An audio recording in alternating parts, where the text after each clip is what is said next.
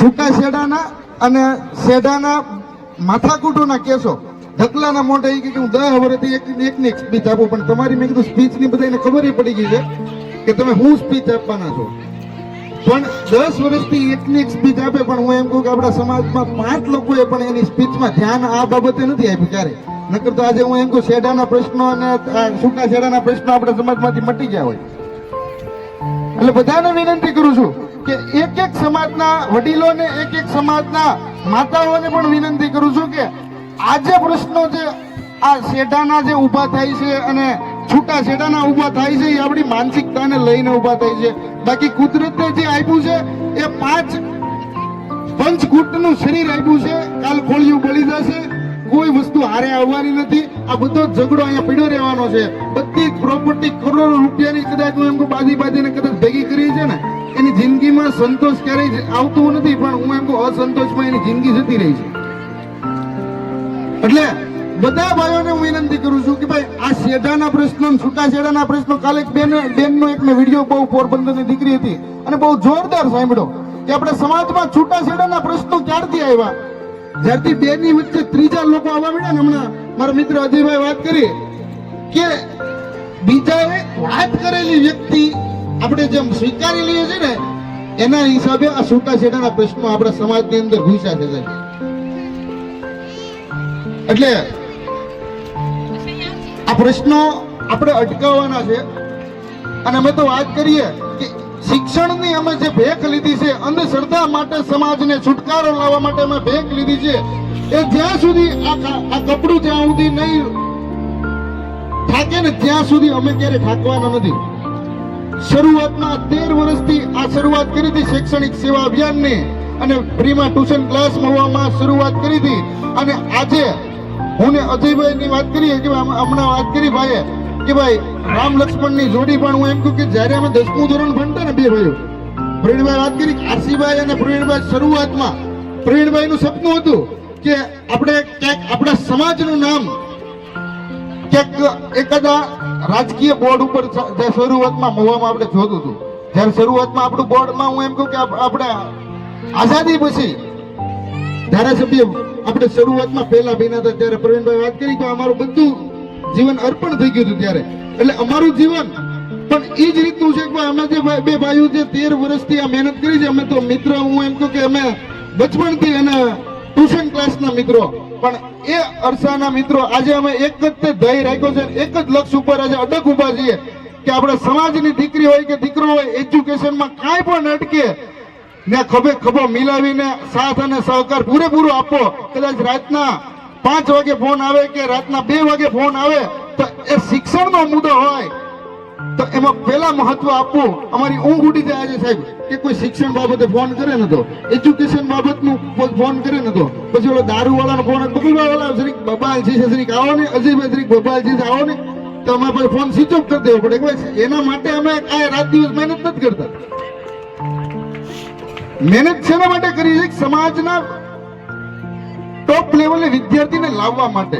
અમે અંધશ્રદ્ધાના કાર્યક્રમો દર વર્ષે કરતા હોય. કાળી ચૌદસમાં હમણાં વકીલ સાહેબ આપણી વચ્ચેથી હમણાં જઈ ચૂક્યા છે, એના ગામમાં ગયા વર્ષે કાર્યક્રમ કર્યો હતો. દર વર્ષે અલગ અલગ ગામની અંદર, સમસાણની અંદર કાર્યક્રમ અમે જાગૃતતાને કરતા હોઈએ, પણ એવો કાર્યક્રમ કે આખા ગામની અંદર કંઈક અલગ વાતાવરણ ઊભું કરવા માટે અમે જતા હોય ને, રાતે 1 વાગ્યા સુધી, રાતે 2 વાગ્યા સુધી અમે ત્યાં નાસ્તાનો પ્રોગ્રામ કરતા હોઈએ. રાતે કાળી ચૌદસને દિવસે રાતે સમસાણની અંદર રાતે 2-3 વાગે આ નાસ્તાનો પ્રોગ્રામ કરવા માટે જે જાગૃતતાનો જે કાર્યક્રમ અમે દર વર્ષે કરતા હોઈએ, એ સમાજને હું એમ કહું કંઈક નવો સંદેશ પૂરો પાડવા માટે કાર્યક્રમ કરતા હોઈએ કે આપણે સમાજની અંદર જેમ વ્યસન ઘૂસેલું છે ને, એમ જ અંધશ્રદ્ધા ઘૂસેલી છે. એ અંધશ્રદ્ધાને છોડાવવા માટે આપણે શું કરવું પડશે?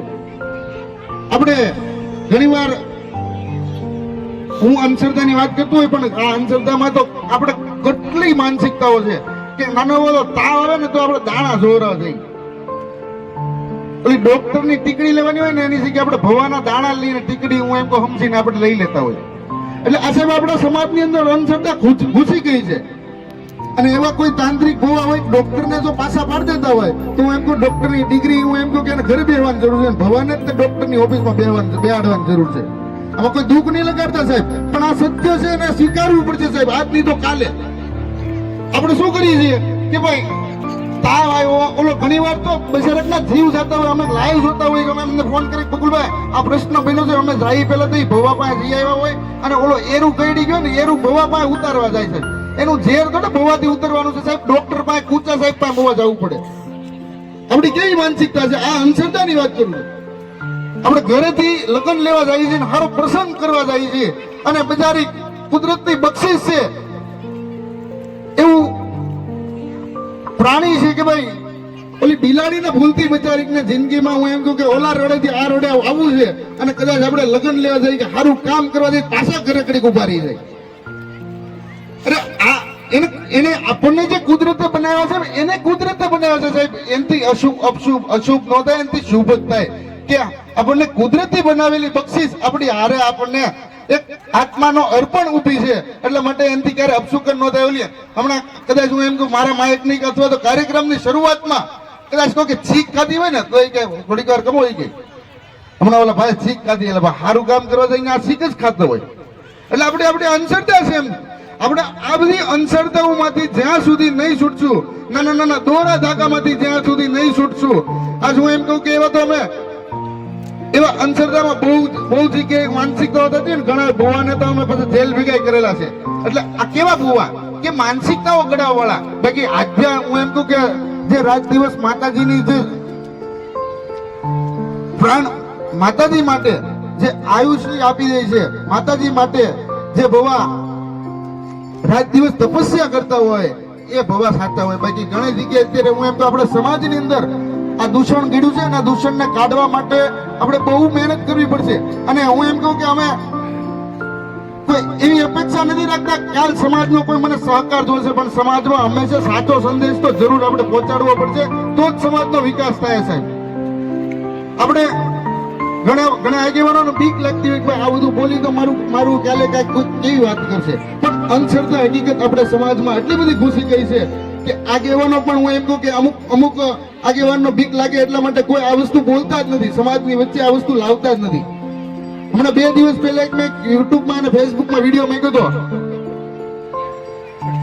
ઘણા બધા લોકોને કદાચ એ બાબતે તકલીફ થઈ છે, પણ એ બાબતે હું માફી માંગુ છું. પણ એ સત્ય છે, એ માનવું પડશે, સ્વીકારવું પડશે કે આપણે વ્યસનની વાત કરીએ કે આપણે કેટલું બધું વ્યસન કરીએ છીએ, દારૂ પીએ છીએ, સિગરેટ પીએ છીએ, માવો ખાઈએ છીએ. હાલો આપણને લાઈફમાં 100% વ્યસન આપણે બતાવી ગયું છે બધાને, પણ એની કરતા વિશેષ આપણે ઝેર હું કહીએ છીએ આપણે કોઈ દી હું એમ કહું કે આપણે જોયું જ નથી સાહેબ. આ લારી ગલ્લા વાળાને કોઈની રોજગારી પર પાટો મારવા નથી માંગતો, પણ આપણે જીવનમાં ઉતારવા માટે ફરજિયાત ઉતારવું પડશે આજે નહીં તો કાલે. નકર હું એમ કહું કે 2030 કે 35 સુધીમાં આપણે નપુસક બની જવું સાહેબ. આપણામાં શક્તિ નહીં રહી સાહેબ. એવા કંટ્રોલ વગરના લોકો આપણે થઈ જવાના જો આ સ્વીકારશો નહીં ને તો. આ કોઈ લારીઓ ગલ્લા વાળા માટે હું વાત નથી કરતો, પણ આવનારા ભવિષ્ય માટે વાત કરું છું કે આપણે નાના નાના બાળકોને ઝેર ખવડાવી રહ્યા છીએ. 5 રૂપિયા 10 રૂપિયાના જે પડીકા હું એમ કહું 6 મહિનાના વર્ષ દિવસના આ અન્ન ખવડાવીએ છીએ ને, આ અન્ન હું એમ કહું દાણો પલાળીને રાખો, ત્રીજા દિવસે બગડી જાય, એમાં ફૂગી ચડી જાય, એમાં કેટલી જાતના કીટાણુ આવી જાય. અને આપણે શું કરીએ આ પડીકાની અંદર ક્યારે આપણે જોતા નથી કે 6 મહિના 8 મહિના ઓલા બટેટાની વેફર છે, 8 મહિના થમ્સઅપ છે. આ થમ્સઅપ નું કયું કેમિકલ થી બને છે આપણે એમાં ક્યારે નોંધ નથી લીધી. એમાં કેટલો ડ્રગ્સ નાખવામાં આવે છે, કેટલું એમાં શું નાખવામાં આવે છે એ ક્યારે આપણે વિચારતા નથી. અને આપણે મોત શોખથી એને આપણે હું એમ કહું કે તમને નશો નથી કરાવતું થમ્સઅપ કે કોઈ કોલા કે કોઈ પ્રકારની સોડા, પણ સાહેબ તમારું શરીરને ધીરે ખોતરી નાખે ને 10 વર્ષમાં. આ દારૂ કરતા વિશેષ આ બધી વસ્તુ આપણી અંદર અસર કરી ગઈ છે. એટલે આપણે આ પડીકા મુક્ત થવાનું છે. અને પડીકા મુક્ત કેવી રીતે થાશું કે આ નાના બાળકોની અંદર હું એમ કહું તમે આ બાળકોની અંદર હું ખવડાવો છો ત્યારે વિચાર આપણે નથી કરતા કે બાળકોને આપણે કઈ વસ્તુ આપી છે સાહેબ. 5 રૂપિયાની વસ્તુ આપણે વેપાર ભાગ અપાવી દીધો, 5 રૂપિયાની વસ્તુનો કોઈ પણ પડીકું ખવડાવી દીધું, એની ભૂખ મટી ગઈ, પણ તમે એને ઝેર ખવડાવ્યું છે. એ ઝેરથી આપણે જરૂર બચાવવા પડશે સાહેબ. આજે 6 મહિના હું એમ કહું કોઈ બટેટાની તમે વેપાર હું એમ કહું કે રાખો તળીને રાખો બહાર, કોઈથી સારી રહેવાની છે સાહેબ. 8 મહિના વર્ષ દિવસ જૂની વેપારો આપણે ખાઈએ છીએ. વર્ષ 1.5 વર્ષ હું એમ કહું કે પાણી આપણા જે થમ્સઅપ નું જે પાણી છે એવા કયેક હું એમ કહું કે એ પછી આપણી સ્વદેશી કંપનીનું કોઈ વસ્તુ નથી. આ બધી બહારના દેશની આપણે પ્રોડક્ટ આજે હું એમ કહું કે આપણે અહીંયા સુધી પહોંચી ગઈ ને અહીંયા સુધી આપણે એ ઝેર પી છે.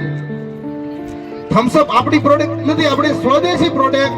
આપણે 1 લીટર ખાલી બાટલો 60 રૂપિયાનો લઈએ, એ 60 રૂપિયા બાટલાની અંદર 4 રૂપિયા 5 રૂપિયા પર બોટલે આપણે બીજા દેશને કમાવીએ.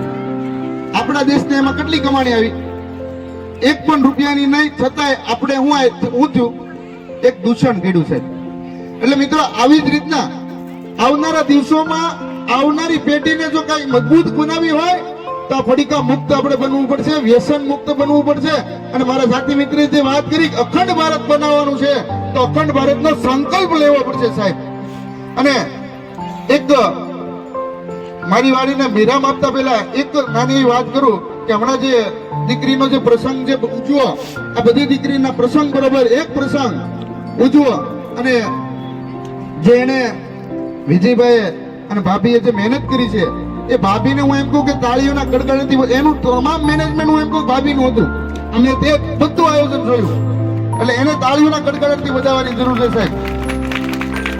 અને જ્યારે દીકરીની વિદાય થતી હોય ત્યારે હું એમ કહું કે જેને હકીકતમાં દીકરીની વિદાયની જો ભાવના હોય ને તો હકીકતમાં એ ખાલી કાર્યક્રમની અંદર રડવું આવી જાય. મારું ફેવરિટ ગીત હતું અને ફેવરિટ ગીત હું એમ કહું કે અહીંયા જે રજૂ કર્યું ભાભી એ જે આખું હેન્ડલ કરતા હતા ને એ ખૂણામાં ઊભા હું એમ કહું કે એક જ વિચાર ઉપર ને એક જ આખી કલ્પના જે કરવી ને એ ખૂણામાં ઊભા આખું હેન્ડલ જે કર્યું એને એ બહુ મસ્ત આયોજન હતું.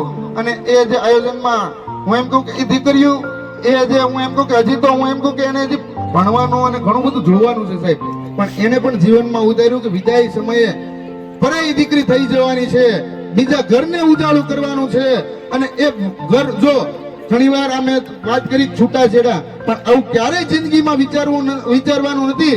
અને મારા સમાજની બહેનોને હું કહેવા જઈ રહ્યો છું કે અડધી રાતે અહીંયા જે મંચ પર બિરાજેલ તમામ અગ્રણી છે એ અગ્રણીને યાદ કરજો, અથવા બકુલભાઈ અને અજયભાઈ તમારી સાથે અખંડ ઉભા રહેશે. જ્યારે પણ જરૂર પડે ત્યારે કોઈ પણ બહેનોને અડધી રાતનો હોકારો બનીને બહેનનું પડખું બનીને અમે ઉભા રહેશું ભાઈ તરીકે. પણ યાદ કરજો જરૂર, પણ આવો પ્રશ્ન ક્યારેય ને આવું સપનું પણ ક્યારેય ન લાવતા છૂટાછેડાનું. આભાર. મારી વાણીને વિરામ આપું છું.